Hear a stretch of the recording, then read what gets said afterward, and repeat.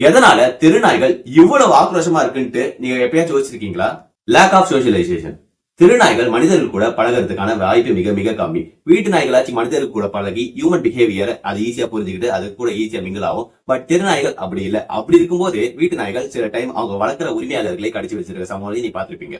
ஒரு மனிதனாலே இன்னொரு சக மனிதனை புரிஞ்சுக்கிறதுக்கு ஒரு குறிப்பிட்ட அளவு டைம் எடுக்கும். அப்படி இருக்க திருநாய்கள் மனிதர்களை புரிஞ்சுக்க எவ்வளவு டைம் எடுக்கும்? Pain R medical issues. நமக்கு உடம்பு சரியில்லைன்னா நம்ம அம்மா அப்பா நம்ம ஒய்ஃப் அப்படியே நம்மள ஹாஸ்பிட்டல் கூட்டிட்டு போயிட்டு நம்ம உடம்ப சரிப்படுத்துவாங்க. அந்த மாதிரி உடம்பு சரியில்லை டைம்ல நம்மளுக்கு ரொம்ப கோவம் அதிகமா வரும், இரிட்டேட் ஆகும். அப்படி இருக்கும்போது ரோட்ல அடிபடுற தெருநாய்களுக்கு யாரும் அவ்வளவு சீக்கிரம் சிகிச்சை கொடுக்க முன் வரது இல்ல. அப்படி அடிபடுற தெருநாய்கள் மழையிலயோ வெயிலையோ அலைஞ்சி அதுங்களுக்கு எரிச்சல் அதிகமாகி அதுங்களுக்கு கோவம் அதிகமா வருது.